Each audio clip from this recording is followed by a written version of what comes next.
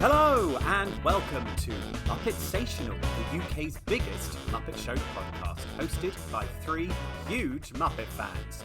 Join us each week as we dive into an episode of Jim Henson's classic variety show, now finally available on Disney+.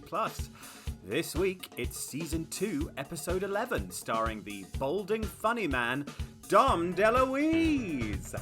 It's time to get things started on the chronological, explorational, conversational Muppetsational! Woo-hoo! Hello, everybody, and welcome to another episode of Muppetsational. I'm Lewis Chandler. I'm Jade Turner. And I'm Emma Chandler. And we are here this week, as we are every week, to discuss another episode of The Muppet Show.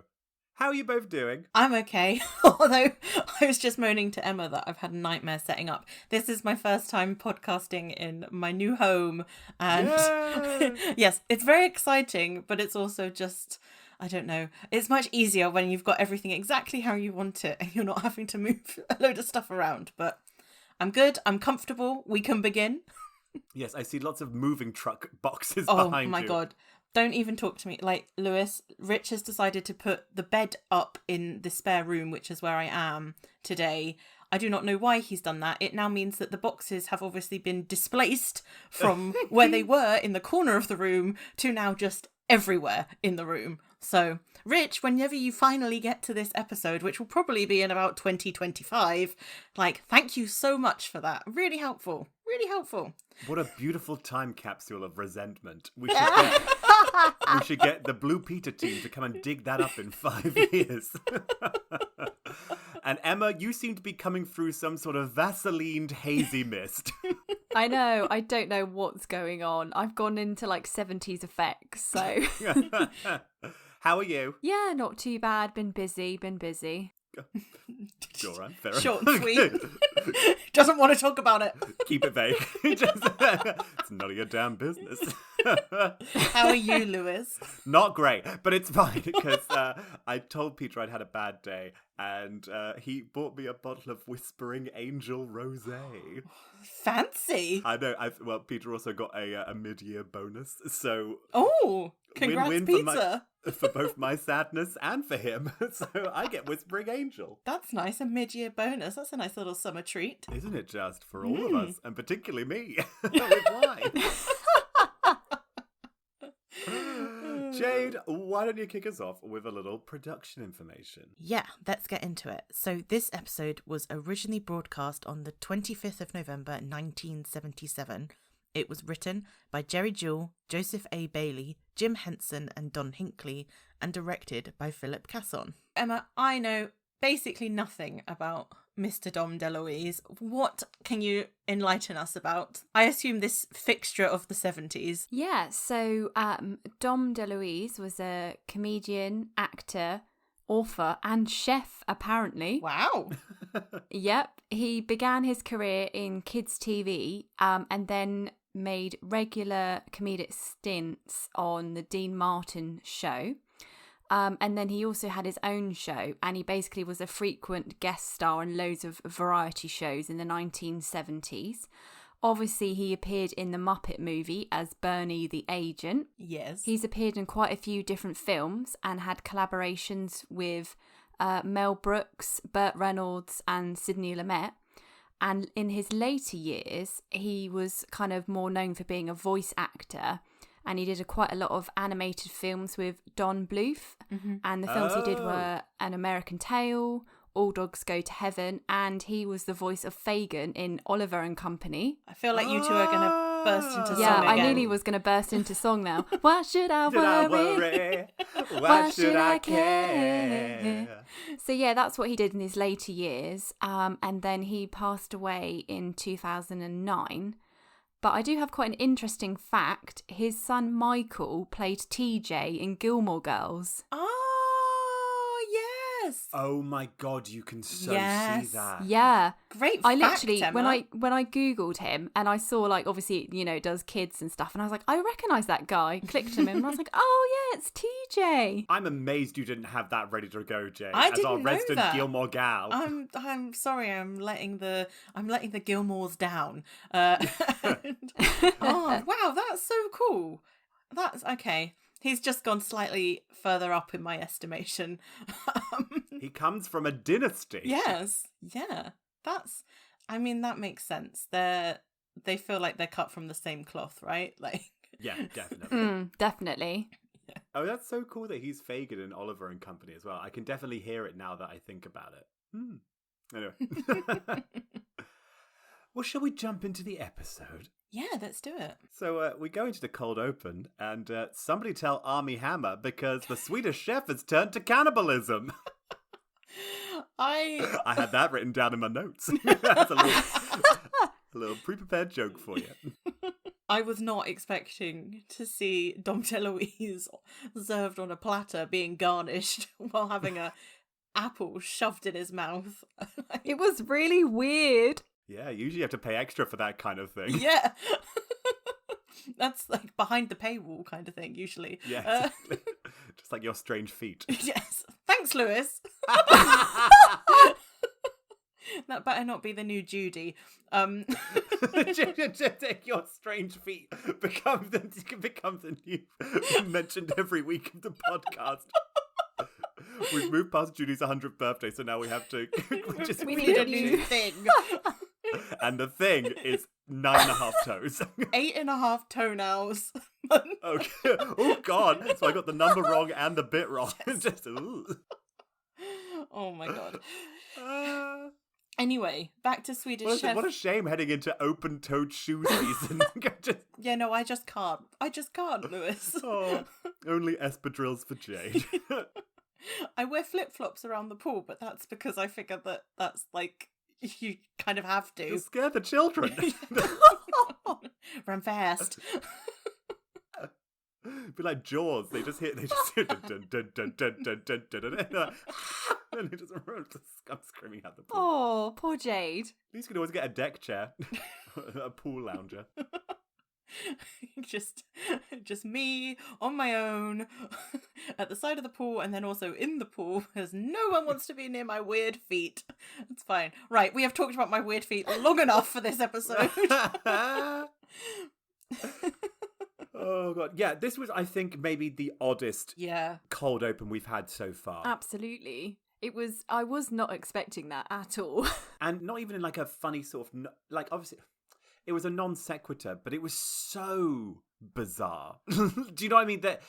There wasn't even a punchline to Swedish Chef doing it. Do you know what I mean? Dom didn't spit out the apple and make a pun.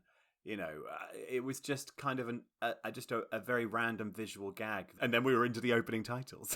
Yeah, it was super, super strange. I suppose it's the kind of thing that if you open with Swedish Chef, you are maybe going to have something pretty bizarre going on because that's Swedish Chef. But yeah, it didn't make any real sense until we got to the Miss Piggy bit, which again didn't massively make sense, but just made it feel more like a callback, I guess.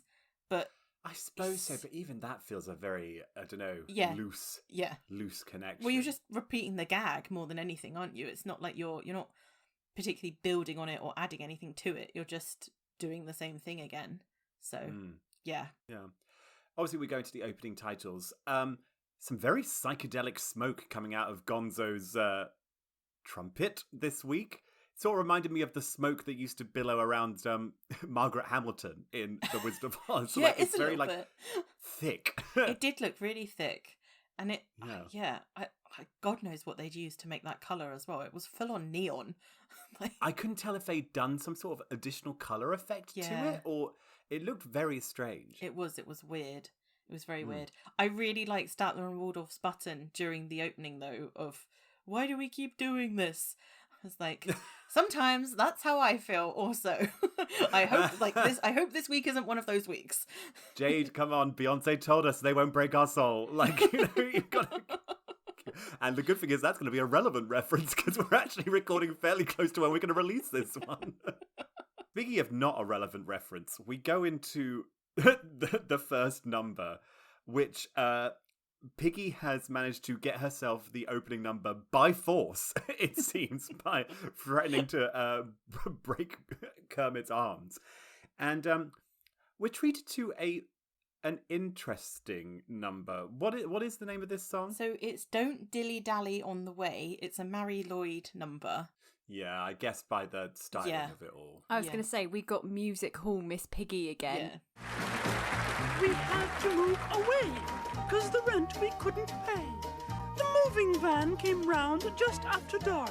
It's a great old song. There was me and my old man shoving things inside the van, which we'd often done before, let me remark. We packed all that could be packed in the van, and that's a fact. And we got inside all we could get inside. Then we packed all we could pack on the tailboard at the back. There wasn't any room for me to ride. My old man said, follow the van, don't dilly-dally on the way. Off went the cart with the home packed in it. I walked behind with my old car in it, but I dillied and dallied, dallied and dillied. Lost the van and don't know where to roll.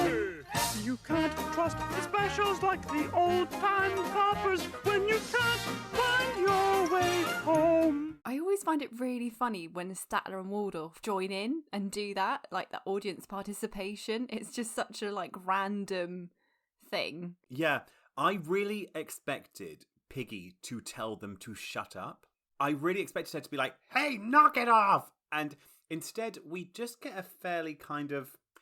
It didn't feel like a very Piggy number, to be honest. So I was reading a little bit about it, and I think it's meant to be this absolute classic of music hall. So I don't know whether, maybe if you are more familiar with it, you think actually it is slightly more Piggy, just from this point of view of it being a real classic standard. So I'm going to guess that a lot of famous singers have done it over the years, because it's obviously just this standard. But yeah, it felt a bit strange that she just sang it wearing that hat that she was wearing in the Rich Little episode, which I was like, I cannot believe they've kept that of all the things. That ugly ass hat. of all of the costume that could have been kept, that's what you've kept. Yeah. I quite liked Statler and Waldorf joining in. I feel like they do this quite often with them with the music hall numbers, that it's, I guess because they're old. Yeah. They're like, oh, they'll know this one. They can join in with this. And I suppose from a story point of view, I don't know about Statler and Waldorf. I don't know whether she did pay them off or not. But obviously, I was kind of shocked when the whole audience was joining in. But then that leads into the runner for this week, where Piggy and Scooter have been conspiring to get everyone to go crazy for Piggy so she can try and dupe Kermit into making her a regular on the show, which also seems weird because she is she's opening the show. Is she not the star of the show already at this point? Maybe she's still freelance, Jade. Who knows? I wrote down exactly the same thing. I said, this doesn't feel very Piggy. Why would she encourage audience interaction? And it was only once we then got into the backstage run, I was like, oh, she's paid them all off, that I didn't mind it so much. So maybe I underestimated the writers, that they expected me to have that reaction. Perhaps that it's like, this doesn't seem very Piggy. Why is she being so gracious to an audience? It's because, well, she's paid off the whole audience and she's trying to use them to get herself a regular primetime slot on the Muppet Show. Exactly. It's actually really clever that I mean, I realise that we're coming at this from 2022, so we know more about Piggy than potentially you would have in 1977. Or in Richard's case, 2025. Yeah. If he ever gets to it. But I think that, that sense of it already feeling very out of character for her to be sharing the limelight is really quite telling of how much work they've done on Piggy's character and how much she is basically the same pig that we know today. And I actually think this episode is a real showcase for all of the different facets of her character and the way that she maneuvers between different Muppets and different situations. And it just feels very Piggy. Nothing really feels out of character here at all. Yeah, absolutely. Other than this opening, which we then find out is because she is acting out of character, because not out of character, but she's acting in a specific way to try and get an outcome from Kermit. Yeah, absolutely. I love the shot of Scooter and Kermit kind of peering round the proscenium arch. Yes. That was a really nice angle that I don't think we've ever gotten before, and it's so, evocative. It's such a great angle. Like it really sets it up so well. I hope they kind of use that viewpoint more, because it just makes the whole Muppet Theatre feel a bit more alive. It feels like a proper show is happening. And it's such a gorgeous little, arch that they've got around that stage. It seems a shame that they don't utilize it that much. Yeah, I think they did some great world building here, because you had the shots of the audience, you had the shot of Piggy on stage with Statler and Waldorf in the background. I thought they'd got Piggy's proportions right when you saw her in the full body shot. And then to finish with having Kermit and Scooter as well, it really did. It did feel like you were in a theatre. It was really, really lovely. Now, I have to say, I do wish that Piggy had maybe chosen Gonzo or Fozzie for her plan rather than Scooter. Because I think they would all be useless foils, obviously, but I feel like Scooter is a particularly useless foil in some way. But maybe he's the only one that's any good at actually organising things like flowers being delivered and, notes and notices being sent. I think that's why she picked him, right? Because he's the gopher. Like, she hasn't got Uncle Deadly yet, so she needs to go for the next best thing. Yeah. Piggy sending herself fictional flowers and cards reminded me of a story that Elaine Stritch tells in her one-woman show, when she was an alcoholic at this point in like the 60s or 70s, and the company manager had instilled like a strict no alcohol policy backstage. Like, it was just flat out not allowed.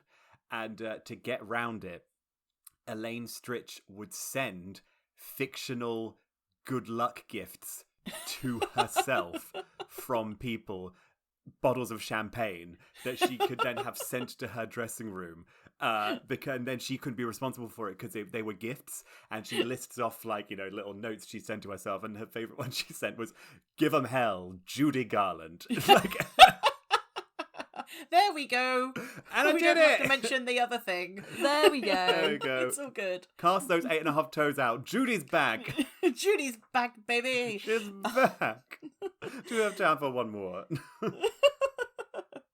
That's amazing. I wish we'd seen some of the notes that she'd sent herself, and also some of the spontaneous and sincere fan mail that Scooter had sent her too, because I have not, Scooter does not strike me as particularly poetic. No. Christ knows what he was writing in those fan letters. I also like the fact that when, Piggy talks to Scooter, she's like, they need to be modest flowers. Like, what?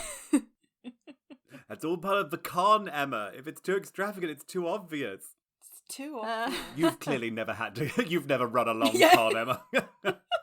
One thing I did really like about their interaction with her coming off the stage and then moving backstage together was how he kept getting all the feathers from the hat in his face. It was a really, really nice little detail, and Richard Hunt played it perfectly with Scooter, just softly batting them away, but also clearly not wanting to kick up too much fuss because it's Miss Piggy and he knows he's gonna get a hiya if he's not careful.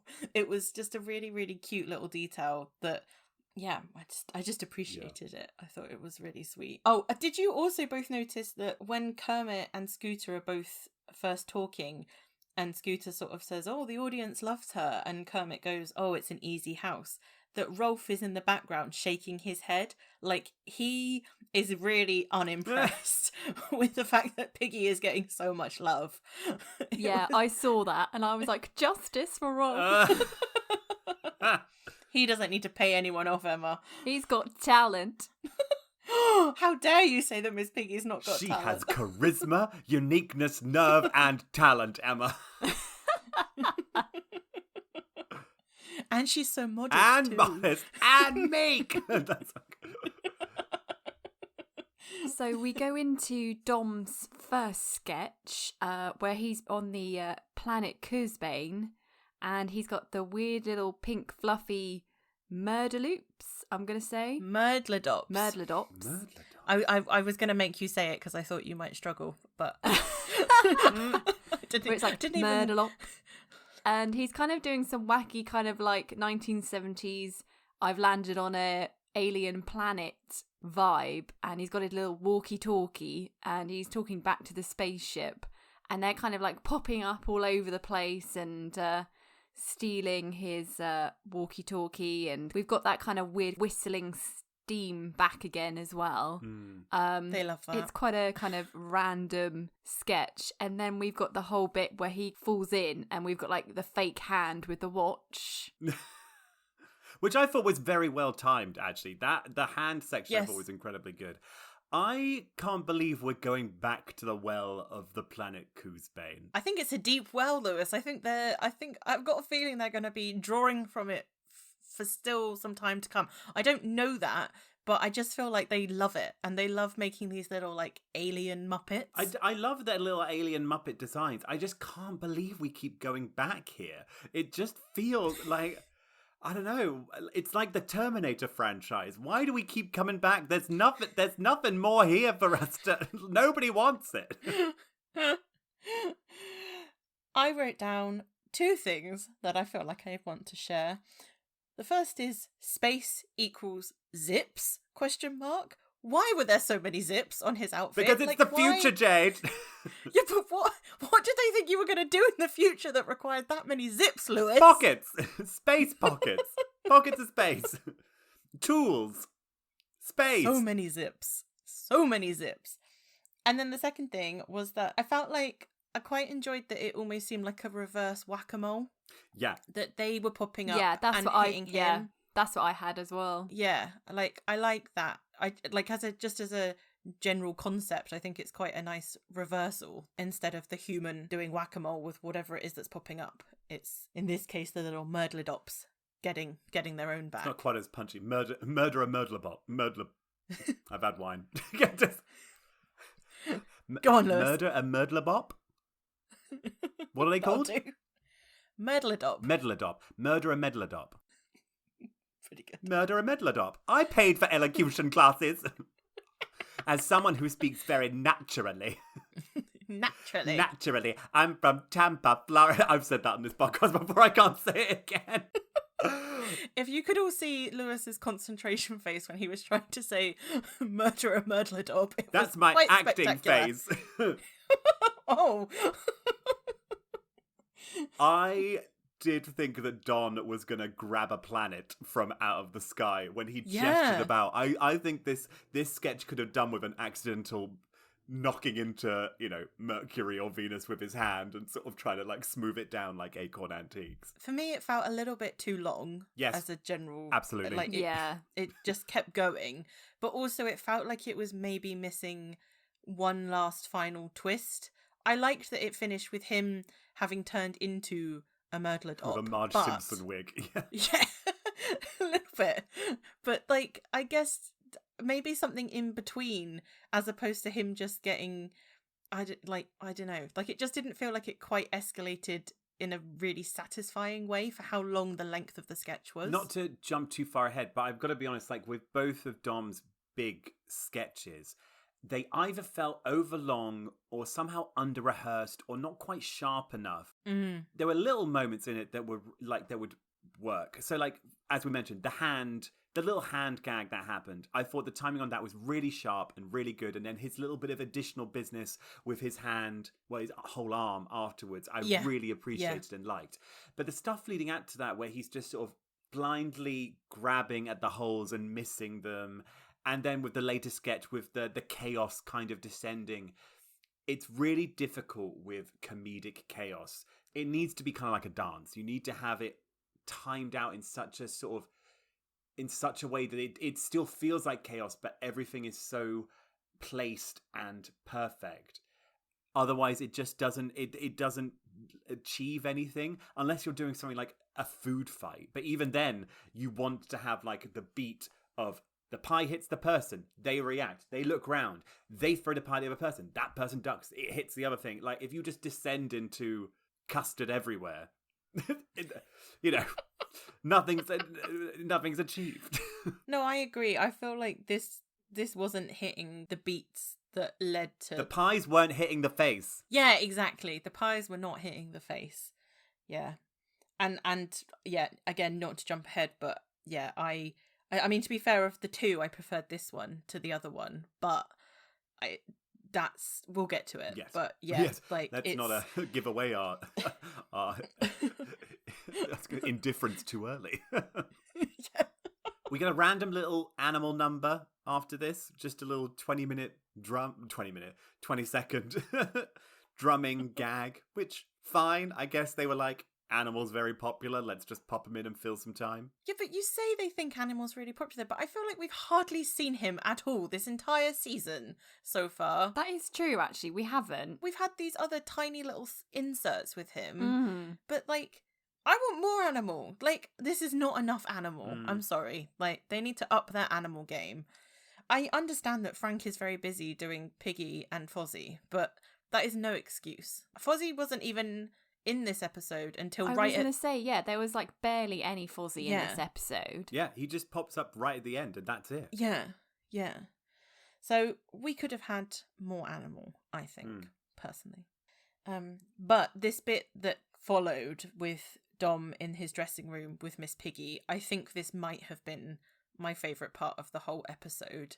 It had a fluidity and a kind of ease and a comfortableness that we quite often don't get from the guest stars. Like, he didn't, to me, you couldn't really see him like reading a cue card, for instance, or anything. Like, he just seemed to be interacting with Miss Piggy and just... He was in the scene. Yeah, they were bouncing off each other. He wasn't staring off into the middle distance. No. Yeah, he wasn't doing a stagecoach middle distance. It was... I know exactly what you mean. It felt just like, a couple of warring performers in a dressing room. I do wish it went a little bit further somehow. Again, I think there was a lot of this episode I just was willing a bit more from it. You're completely right, Jade. I loved how it did feel like no reality was broken. Dom didn't turn out to the audience and say something. Piggy didn't either. It was two people fighting about how to share a space and Dom getting frustrated at all these gifts arriving for Piggy and him being in the smaller dressing room. But I don't know. I wanted a different kind of escalation. I wish it hadn't relied on them both calling each other fat as well. I guess. I mean, that was not great. It's the 70s, so Quelle surprise. I just really appreciated how they staged it with Piggy behind the partition. Yes, there was something really just kind of like at its core comedic with her keep popping up a little bit and throwing things over the top. Then when the gifts did come in and when Dom exploded because he's not Miss Piggy, but that it did all feel really, I don't know, natural's not the right word, but there was just something very enjoyable about watching these two interact in this way. And yeah, I mean, I totally agree why they had to resort to fat shaming and also pig jokes again as well. I mean, if anything is proving that Miss Piggy should be moving beyond that, it's the fact that she is a star. And I know that's sort of undermined in this episode because she's sending stuff to herself, but she is clearly the breakout star already at this point. So I just don't understand why they're still using those jokes and to have her end up with the apple in her mouth. I mean, I know she then did obviously get her own back by attacking him. Probably in the little leg kick was fabulous. Yes. Again, the detail on that leg was beautiful. I feel like this is the most violent attack we've seen from her so far as well. Like, this was for a guest, I mean, maybe not for... She's probably gone a bit more mental at Kermit, but this was pretty full on Piggy. Yeah, like you said, the leg got involved in everything. Yeah. Well, Dom deserved it, but I don't disagree. But yeah, I just found, even putting aside the jokes about their weight, I found the whole thing enjoyable to watch in a way that, quite frankly, a lot of the rest of the episode was not massively enjoyable. Emma, how did you find it? Yeah, I agree. It was enjoyable, and they did have a good interaction between each other. It was really weird. I found the ending really odd when he put their apple in Miss Piggy's mouth. I just found that quite odd, to see that, because it's something traditionally you would see if it was a kind of hog roast or suckling something. pig. But it was just a bit it was a bit jarring seeing that in Miss Piggy's mouth. But you know, Piggy, when she was behind the screen, that was really fun, and I loved it when she was kind of throwing all her clothes around to get changed. I thought that was the girdle. Her girdle. Yeah, that was really funny when she kind of flung that over, and yeah. So there were some good bits, but yeah, like you were saying, Jade, some of it was a bit.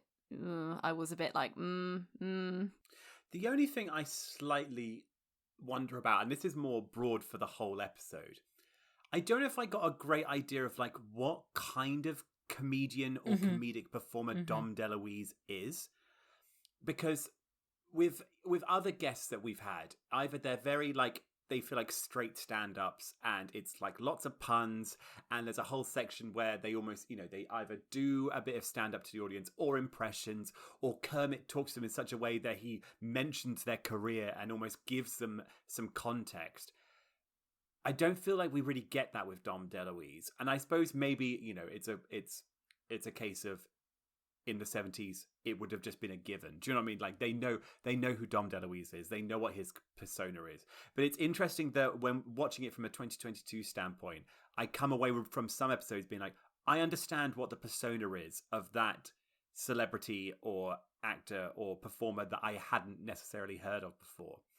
I don't think I've come away from this episode with that kind of understanding with Dom DeLuise. No, I agree with you. I felt like that too. Although I kind of, watching it again for the second time, I was like, I think maybe he is just like a sketch comic. Yeah. He's felt very natural when he was doing what I assume was that sort of ad-libbing on the walkie-talkie in the Cusbane sketch. And then also the way that he was doing the faux like telethon in the other one. I felt like he was quite well versed in that sort of slipping into kooky personas, basically. But I agree with you in that I don't necessarily think I got a great sense of Dom DeLuise as a comedian from the episode at large. Yeah, no, I agree with you, because I think, you know, looking at also what he's kind of done, where he's come from like kids TV, and also he's done a lot of the sort of variety comedic shows, it did feel like he was creating a character for each thing he was in, so you didn't necessarily see him. Yes. Yeah. Well, speaking of slipping into a character, we see Miss Piggy getting into her outfit for Veterinarian's Hospital, which then leads us into the sketch for Veterinarian's Hospital. This time based around a lot of cow-based puns. Emma, how was this for you? Oh, we got to see Dr. Bob again. Dr. Bob is back. Yeah, I mean, I thought it was quite a funny little sketch. Obviously, like you said, there was a lot of jokes made about cows. So there was like milking and steaks and bull by the horns. And it was really funny because obviously we had the audience going crazy again, going like, we want Miss Piggy. And I loved like Zelda Rose's enthusiasm. And it was nice to see Baskerville the Hound as well in that audience. And, you know, there was the whole gag of the moving experience. So, yeah, it was good. It was nice to go back to the Veterinarian's Hospital and see them all in that sketch again. The career dream I have of walking through a door onto a stage and being met with applause before I'd even done anything is truly up there. I went and saw The Glass Menagerie last night with Amy Adams, and when Amy Adams stepped onto the stage, somebody in our row tried to start a round of applause, but did it really half-heartedly. So you just heard one person sort of go... It was really strange. Were they American? Because nobody did it when I went to see it, and I was like, this is how I know I'm in London. Yeah, I couldn't get a handle on they were further down the road, but I just sort of heard Damn them it. Yeah. It just really died out real fast. So I feel like it's a real Broadway thing, isn't it? Oh, Broadway. Broadway. Oh, well, when I saw Imelda in Gypsy, they applauded her entrance there, but that's just old gays seeing Imelda Staunton, I think.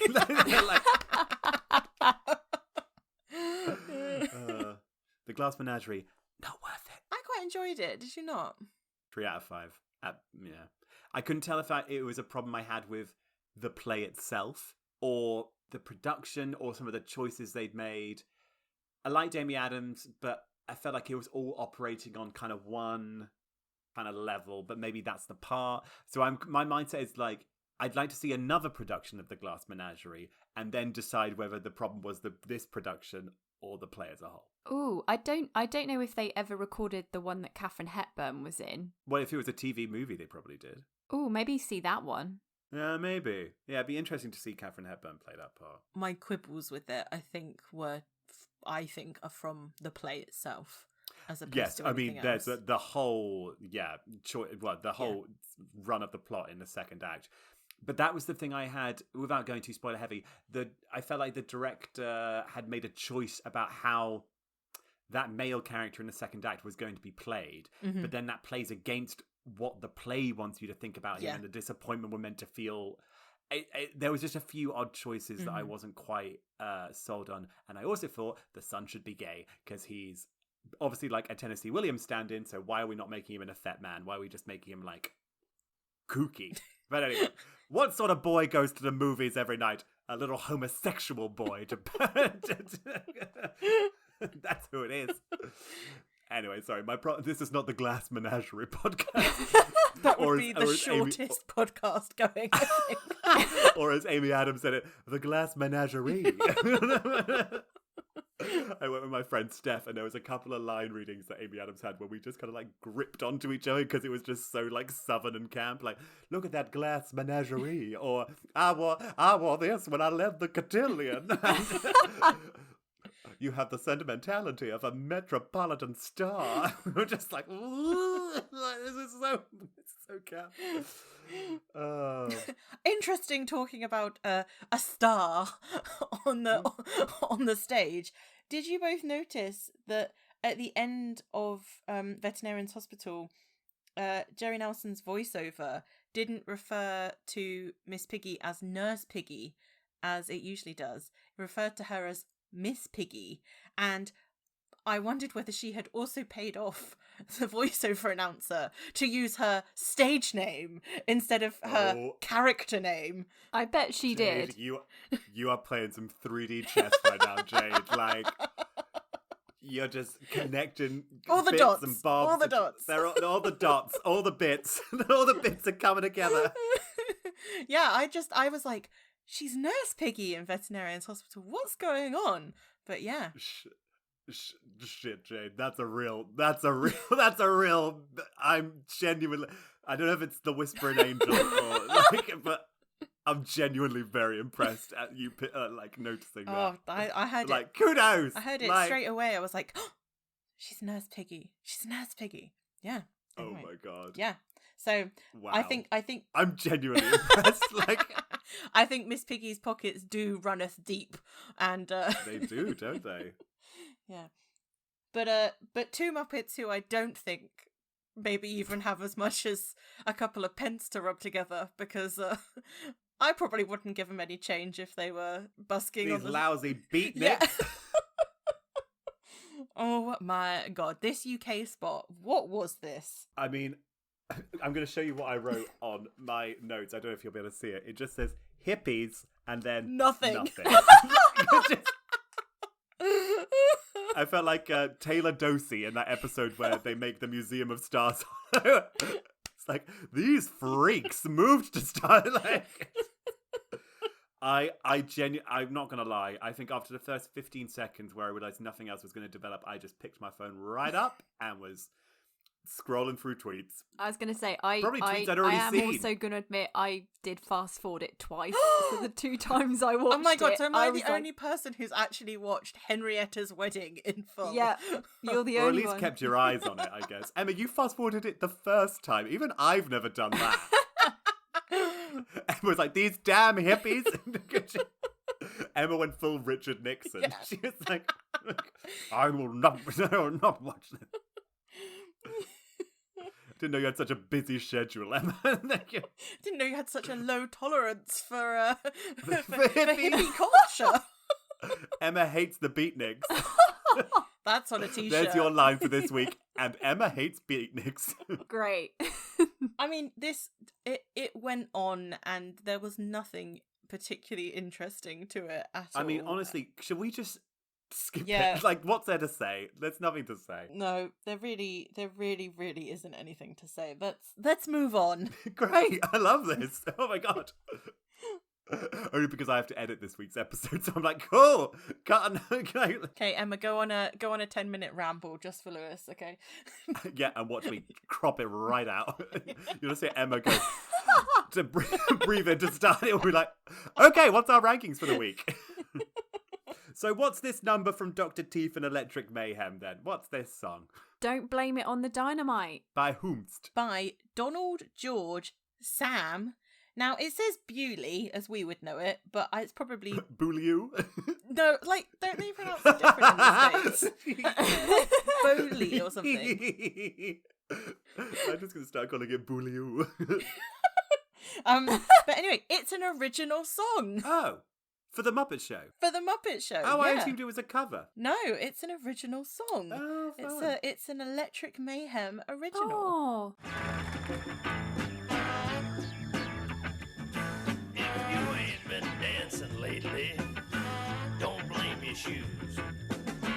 And if you ain't been happy lately, don't put it on the blues.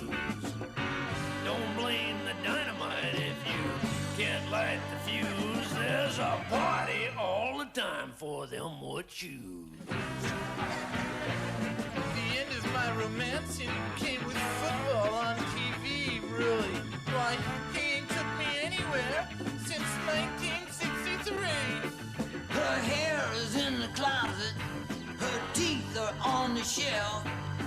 I'll put the good parts in a bag and go out by myself.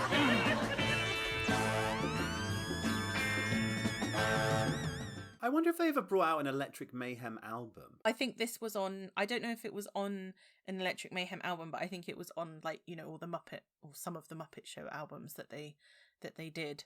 Like, I enjoyed this, but I felt like it could have been more exciting in terms of how it was staged and cut together. And I like their little light up stage with all the bulbs. Yeah.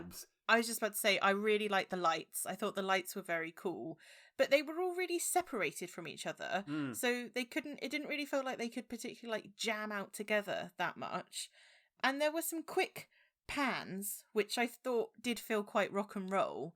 But like, as the song went on, I don't know, like I was a bit like, oh, is this all we're getting? Like, I wanted a bit more from it. Yeah, I agree. yeah. I mean, I agree with you, but it was quite nice actually to see Janice sing for a little bit, because I don't think we've actually had that yet.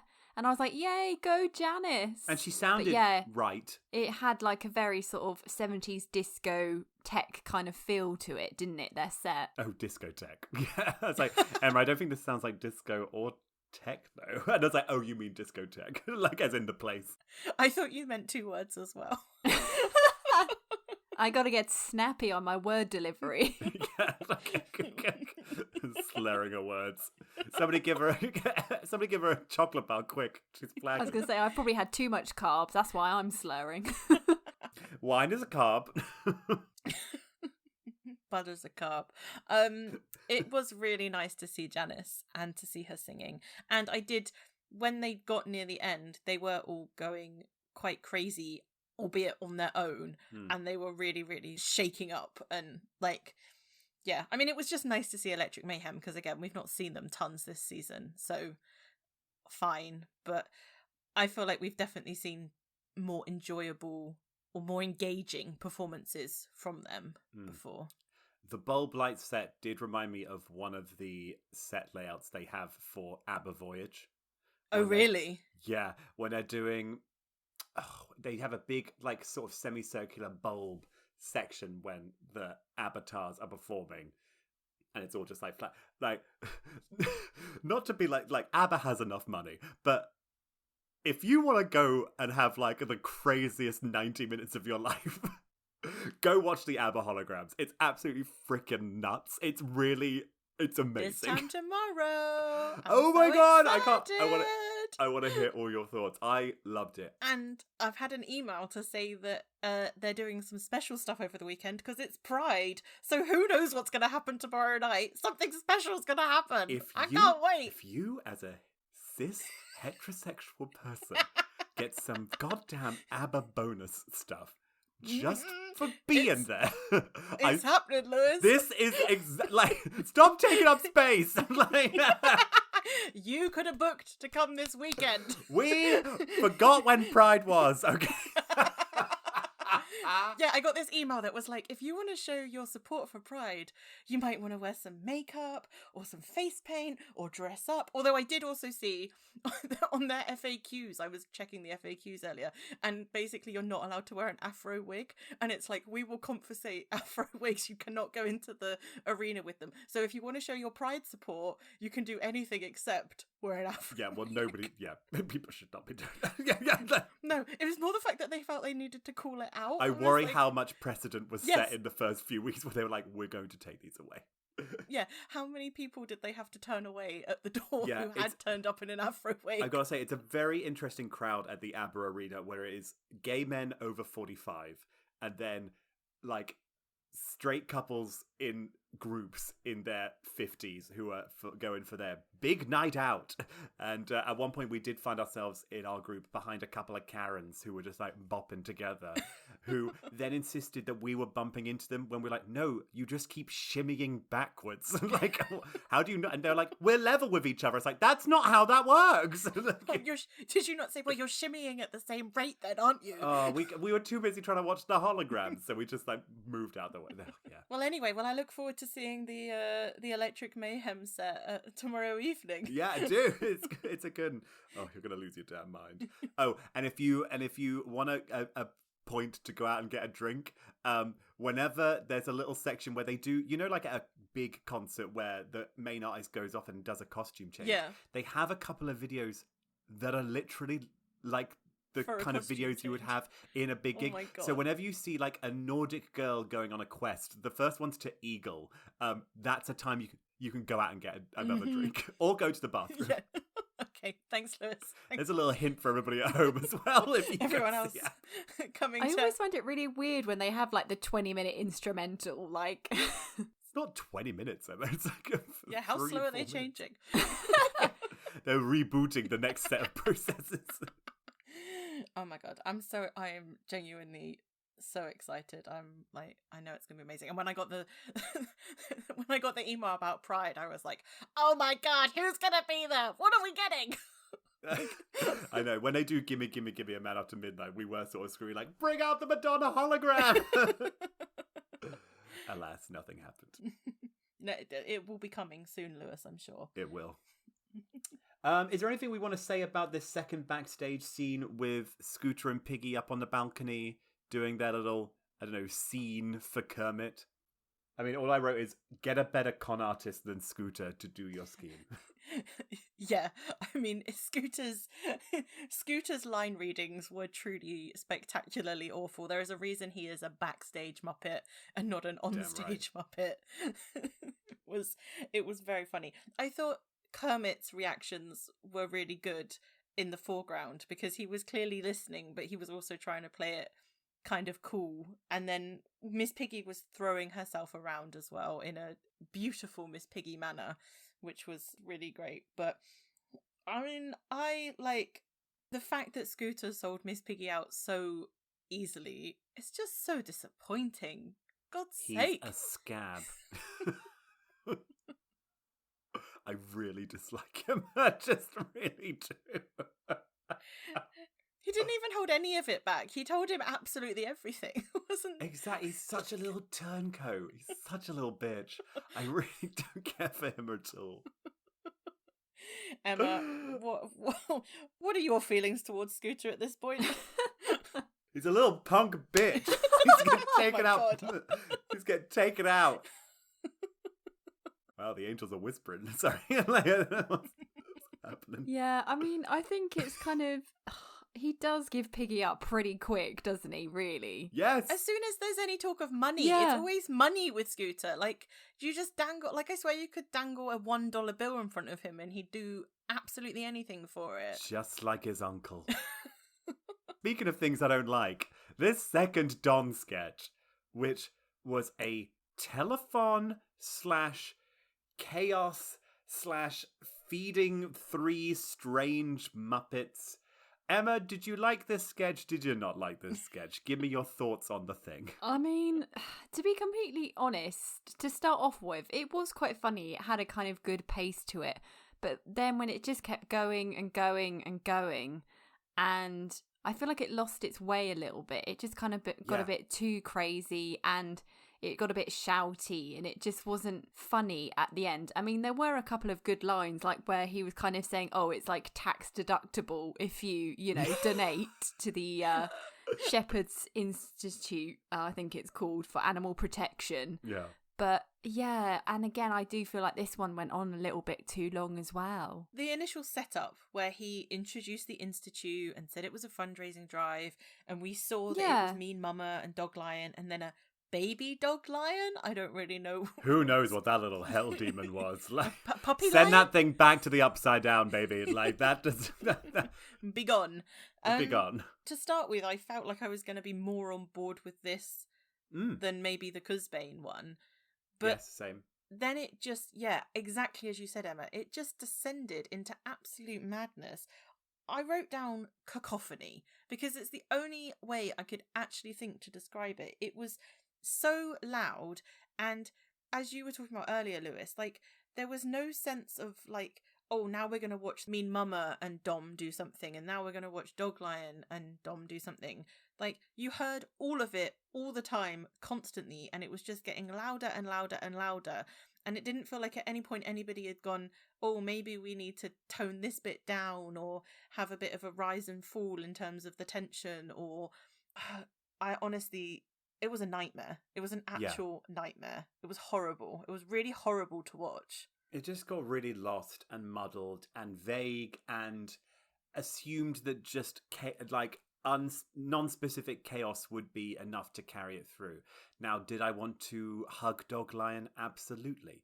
As my mind wandered during the chaos, I did remember that this week they've announced that the Jim Henson Muppet workshops are going to be building the puppets for the Barbican production of My Neighbor Totoro, and it has made me very excited because those are going to be some damn huggable puppets. They're going to be adorable.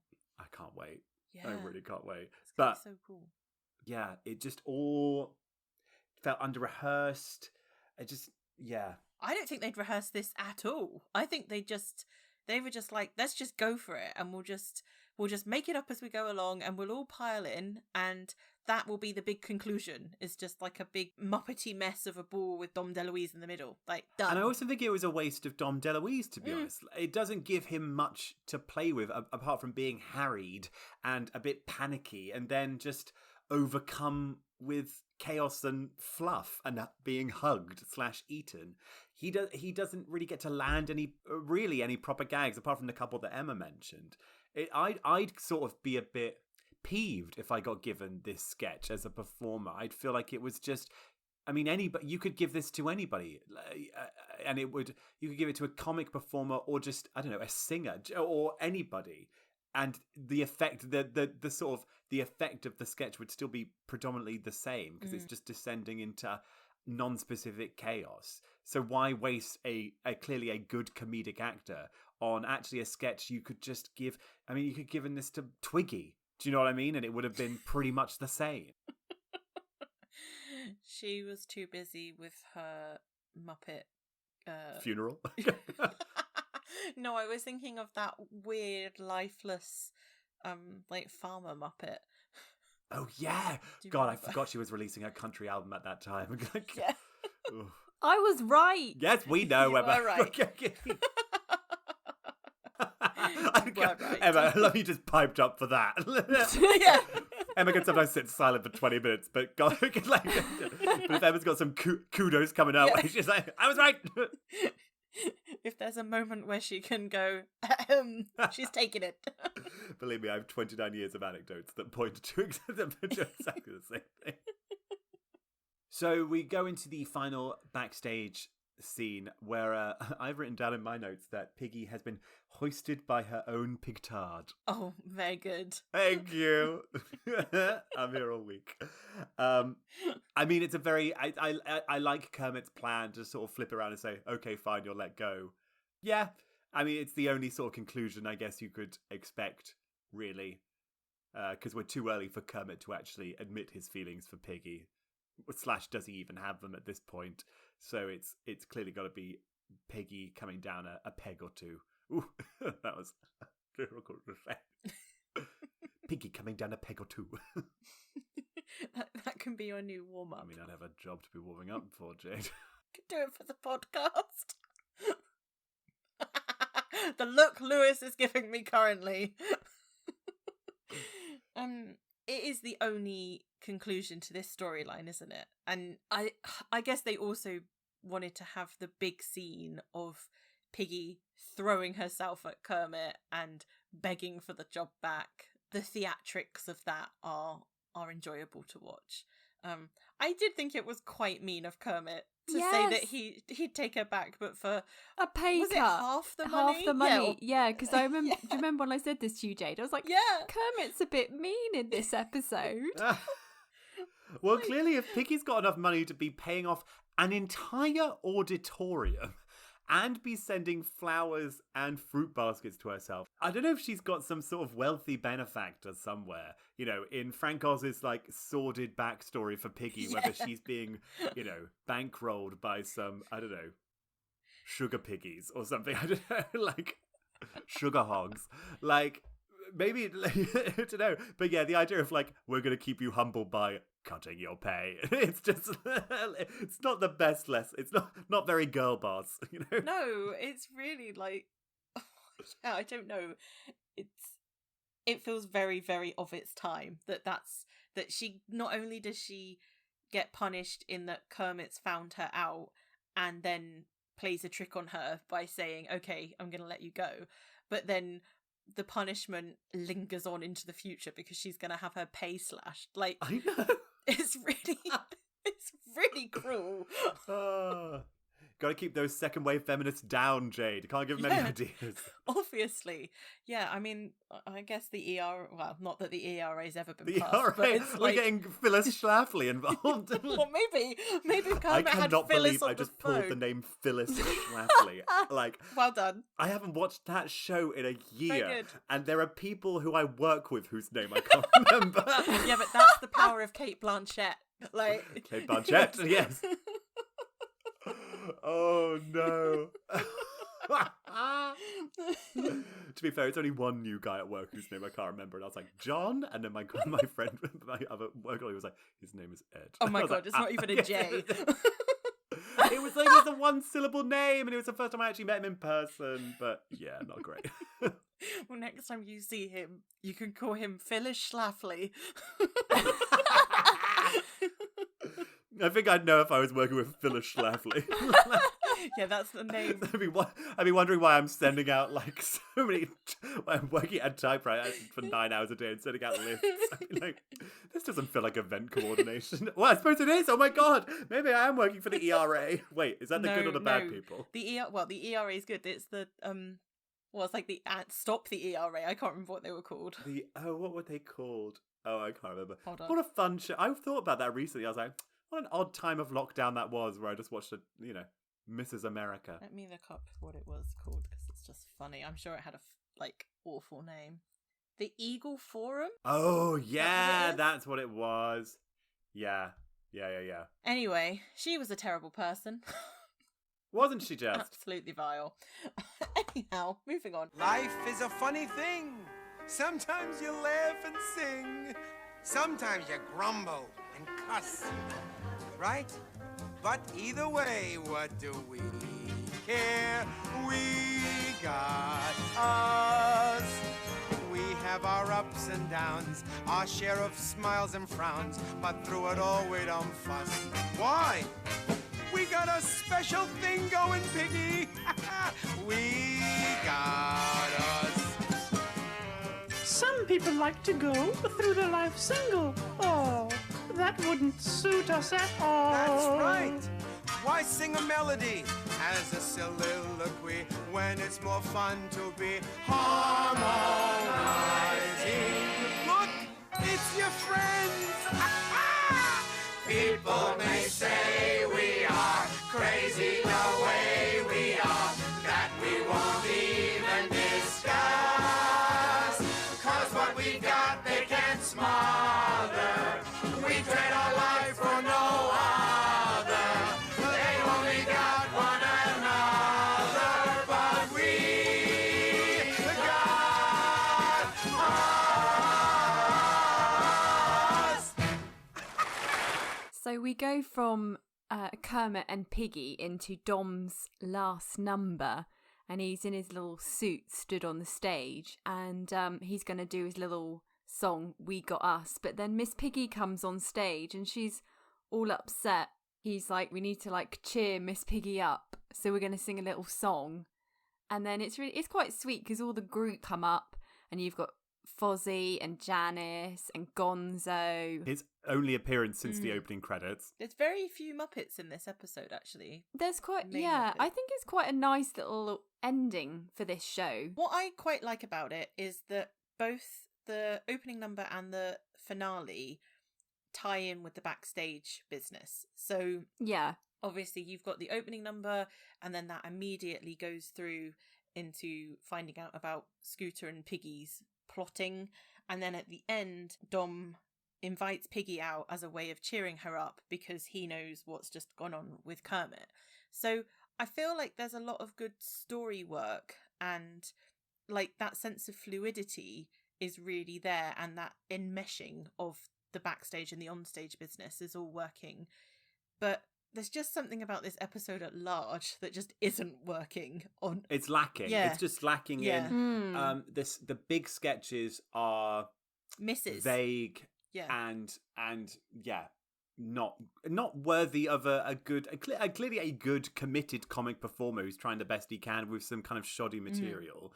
And yeah, just nothing just quite lands properly. It's all just very by the numbers. I did enjoy this number though. Again, I felt like of all of Dom's bits on stage, this is the strongest one on stage, and I guess maybe one of those reasons is because it does actually involve so many of our main Muppets that we that we enjoy spending time with.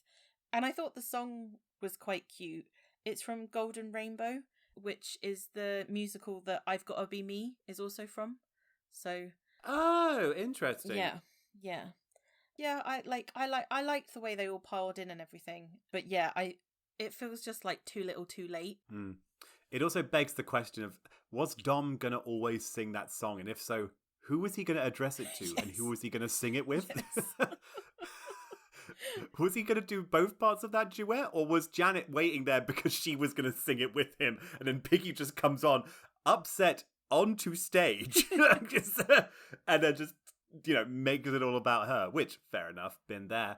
But it does make, like, was Janet waiting in an evening gown being like, I was ready to have the other half of this duet. Yeah, I almost wish he'd have said at the start, like, oh, I was going to sing such and such, but now I want to cheer Piggy up and sing this instead or something. Like, Yeah. that would have just been a really nice little, like... Just a little bit of... Just add to that, Yeah. believability and credibility. For an episode that remembers to add the detail of saying Miss Piggy rather than Nurse Piggy, Yeah, exactly. you'd think that they'd have the foresight to toss in a line saying, I'll sing this instead. Obviously not. So I have a fun little fact about the Muppets Ooh. and this song. The Muppets performed at the Royal Variety Performance in 1977. And they actually did quite a few little bits, and I wonder if maybe one day we should see if we can find it and actually do a podcast about it, because I think that'd be quite a fun thing to do. But one of the things that they did perform was this song, We Got Us, and something I thought was quite interesting is that the Royal Variety Performance in 1977 was on the 12th of November, and this episode aired in the UK on the 25th of November. So they actually did a preview/premiere of this performance for the Queen 2 weeks before the episode was on TV. Oh. So that's quite cool, I thought. I wonder what Prince Philip made of the Muppets. I don't know what Prince Philip made of them, but when I was reading about it, I can't remember if it was Dog Lion or might have been Sweetums. One of the big Muppets like attacked, that's in quote marks, Charles, like gave him a big hug. So I feel like that must have been quite funny to see, because I don't think they were in on the joke. Like I don't think they knew it was coming. Philip, he will punch the crap out of you. Like, just a picture of like Philip having to be held back from like vigorously punching a Muppet in the head. I feel like the only ones he might have been on board with are Wayne and Wanda, maybe Statler and Waldorf too, two old white men. But other than that, he would have been like, "I'm not interested. Please go away." Yeah. Well, speaking of not interested, I will be very intrigued to see how we are going to rank this week's episode. But first, we must do our MVMP, otherwise known as our most valued Muppet performer. Emma, why don't you kick us off? So my most valued Muppet performer for this episode is Miss Piggy. Yeah, Kel Surprise. Kel Surprise. I just love her whole vibe for this episode. Like the fact that she's kind of paying everyone off. She's got the audience going wild. She's sending herself flowers and, getting Scooter to write her notes. But then I also like the way that she kind of plays it as well in the backstage business. And I just think that she, throughout this episode is really good. Although, like I said before, the sort of end of the backstage business with Kermit, I'm like, oh, Kermit's a bit mean. But I love the fact that she kind of gives him a hiya. And then when she comes back on stage at the end with Dom and, gets cheered up, which I think is really quite sweet. So, yeah, I think for this episode, Miss Piggy is going to be my MVMP. How about you, Jade? Yeah, I'm going to go Piggy too. I think she is clearly the absolute star of this episode, and it just wouldn't work without her fully committing to trying to pull one over on Kermit. Yeah. I don't know, as I said earlier, I think we really see all the different sides of Piggy in this. You get her sort of snappy diva behaviour towards Scooter and Dom. You get the nicey kissy behaviour to both the audience and Kermit. You get some great Piggy performances. In We Got Us, I really love how she was playing that with Dom. Like, she looked genuinely surprised and really happy that he was singing this song to her. It just felt really like, for the storyline, it felt nice that actually it did finish on a sort of up note for Piggy, despite Kermit being so mean to her. Yeah, and then there was still, even at the goodbyes she said about it's fractured frog time and things. Like, she was still giving it full Piggy right to the end. So, yeah, I'm going to go Miss Piggy as well. Lewis, are we going 3 for 3 or are you going elsewhere? I'm afraid, literally, Emma was right. There's literally no other Muppets in this, to be honest, who would be even possible to choose. So, yeah, I think we are going a straight sweep for Miss Piggy. It's wow, I think that's the first time this season, isn't it? We've all gone the same Muppet, I think. Yeah, I think it is. Have we ever actually all gone for the same Muppet before? Probably Piggy in season 1. I don't know. You have the spreadsheet. Yeah, it's somewhere. I don't know where it is. I feel like me and Jade have chosen the same Muppet quite a few you have, times. and I usually feel like I choose, bread or, Yeah. But then again, last season I did choose the magic trick cupboard, so... Yeah, exactly. We've all had a niche choice, but genuinely, there was just no one else in this episode that could even... There was no, what, I'm going to pick Scooter? Like, do one. All right, let's get on to our rankings for this week. Jade, what are you going to give this episode? I'm going to give this episode 4.5 futuristic zippers. Nice. Because I honestly think this is the episode I've enjoyed the least so far this season. Basically, all of those 4.5 points are mainly actually for the good story work and the good character work that's going on with Piggy. Yep. I think that's not even saying it necessarily saves the episode, but at least you've got that to hold on to through the episode. I did enjoy Dom and Miss Piggy in the dressing room, and I thought We Got Us was cute, and there was the odd thing to hold on to elsewhere. But on the whole, I think this is a really, underwritten, under-rehearsed, just sloppy bit of television. And I, like you said, Lewis, I feel for Dom because actually, like, he clearly was very game and wanted to get involved with the Muppets, but just wasn't really given anything to work with, really. So 4.5 futuristic zippers out of 10. Emma, how about you? Yeah, I think I'm going to agree with you, Jade. I gave this episode 4.5 walkie-talkies out of 10.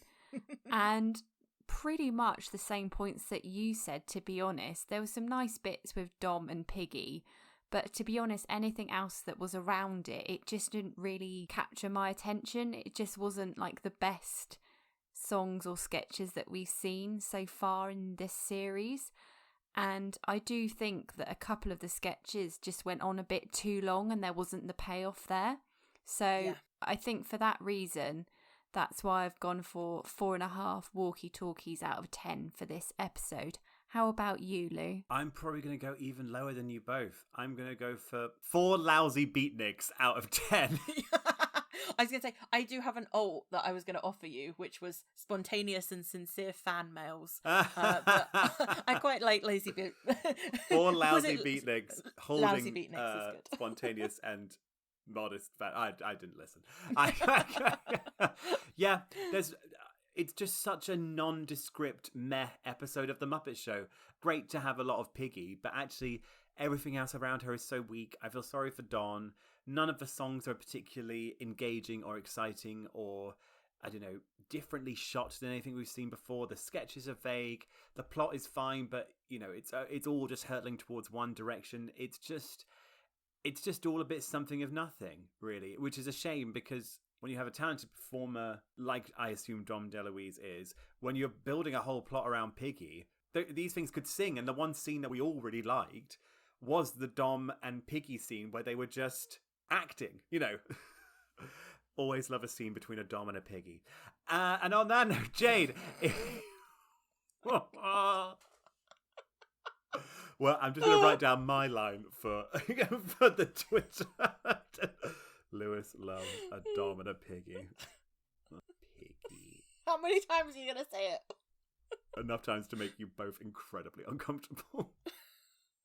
I feel like Emma's about to just leave. I mean, to be fair, it's getting so misty in Emma's screen now. It looks like she's going to disappear into, I don't know, the sands of the Sahara. Like,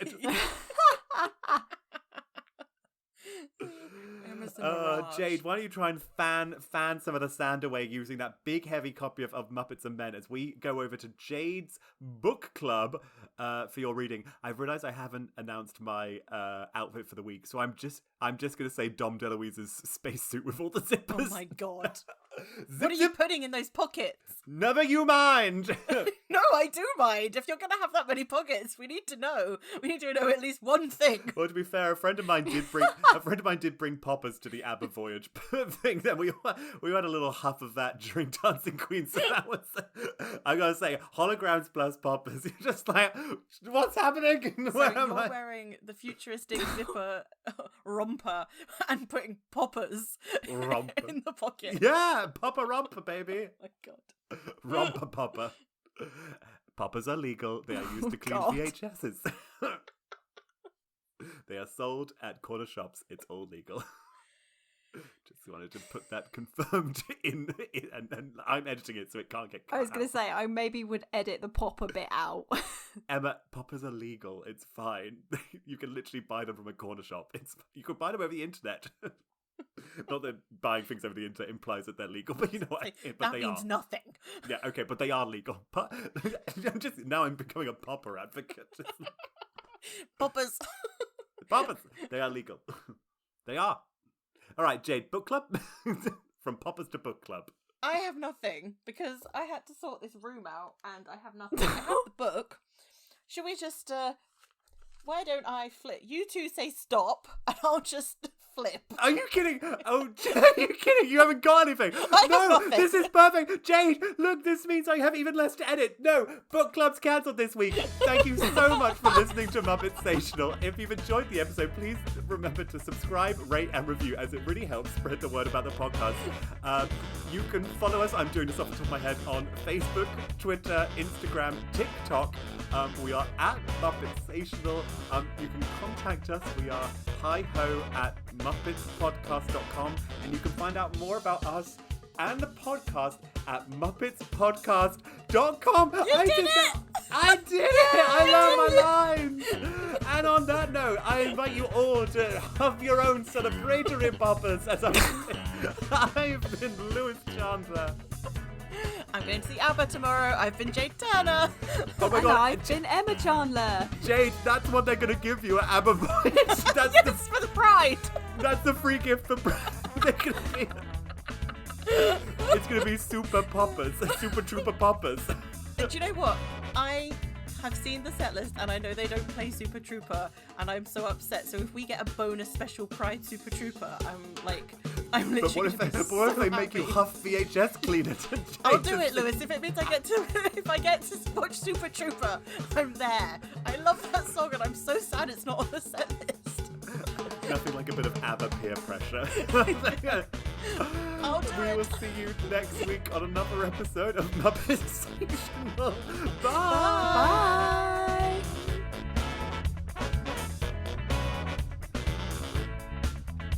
Our theme music is Peppy Pepe by Kevin MacLeod, and our artwork is designed by Charlotte Rudge, who you can follow at Charlie_R_Rudge on Instagram.